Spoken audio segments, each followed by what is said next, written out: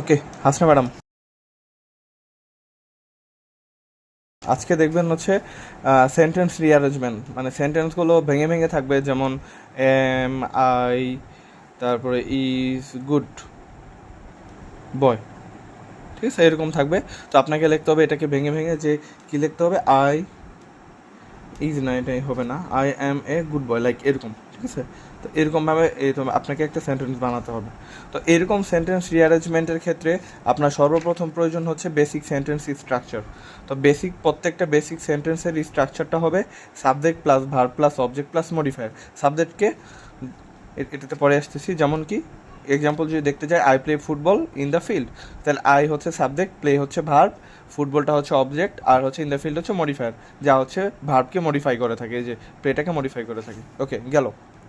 Next হচ্ছে subject কি। প্রথমেই তোমাকে সাবজেক্ট খুঁজে বের করতে হবে যে কে সাবজেক্ট। তো সাবজেক্ট কারা কারা হতে পারে। তো নাউন, একটা নাউন সে নিজেও সাবজেক্ট, যেমন কোনো ব্যক্তি বা বস্তুর নাম। সাপোজ তোমার নাম শাপলা, তুমি হচ্ছে একটা নাউন, সেই তুমি হচ্ছে সেই সাবজেক্ট। প্রোনাউনটা কি, নাউনের পরিবর্তে যেগুলো বসে সেগুলো প্রোনাউন, যেমন শি, হি, দে, ইট, এগুলো হচ্ছে প্রোনাউন।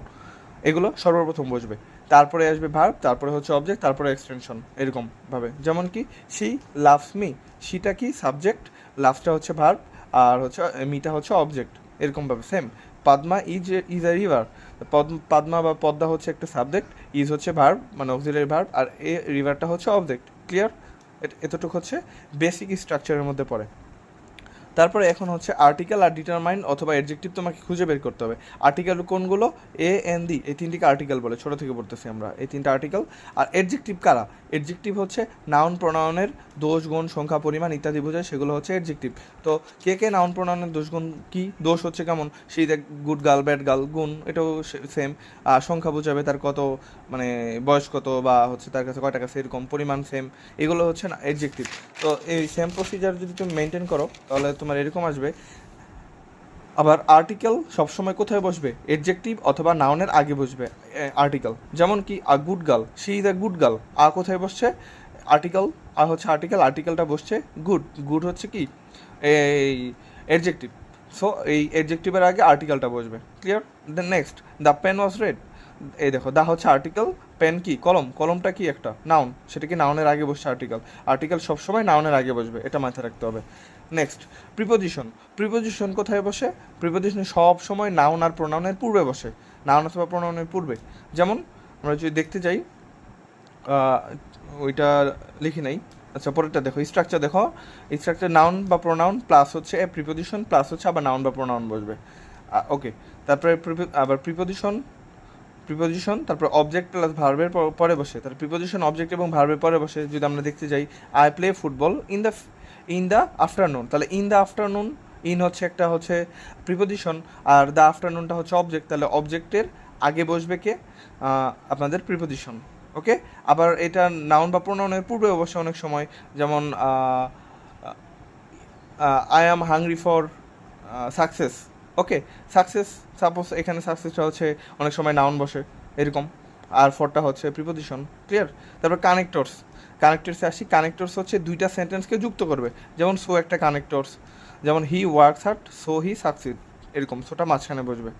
আবার এরকম হোয়াইল থাকে, তারপরে হচ্ছে দো থাকে, দোটা সামনে বসে, হোয়াইলটা সামনে বসে, এগুলো হচ্ছে সেন্টেন্স কানেক্টর।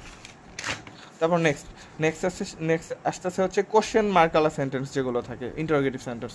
হেল্পিং ভার্ব সবার আগে বসবে। হেল্পিং ভার্ব কোনগুলো, am is, are, was, were, shall, will, can, could, may, might, এগুলো সব হচ্ছে আমাদের helping verb. Like are you happy, এখানে আরটা বসে সামনে, আর হচ্ছে ইউ, দেন সাবজেক্ট, দেন হচ্ছে ভার্ব। এখানে যেই সেন্টেন্সে কোশ্চেন মার্ক থাকবে সেই সেন্টেন্সটাতে তুমি ওই হেল্পিং ভার্ব বা অক্সিলারি ভার্বটা সামনে আয়না দিবা। যদি হেল্পিং ভার্ব বা অক্সিলারি ভার্ব না থাকে, ডিজ, ডাজ, তারপর ডু, এগুলো থাকে, তাহলে সেগুলো আগে বসবে। যেমন ডু ইউ লাইক হিম, ডুটা অবশ্যই আগে বসবে। আর ওই সেন্টেন্সে এরকম থাকবে, ইউ, তারপরে হিম, তারপরে লাইক, তারপরে হচ্ছে ডু, তারপর হচ্ছে এই যে কোশ্চেন মার্ক থাকবে, যেইটাতে কোশ্চেন মার্ক থাকবে শুধুমাত্র সেইটাই তোমার হচ্ছে ইন্টারোগেটিভ সেন্টেন্স হবে। নেক্সট, আরেকটা আছে টাইম, প্লেস, আর হচ্ছে ম্যানার রুলস।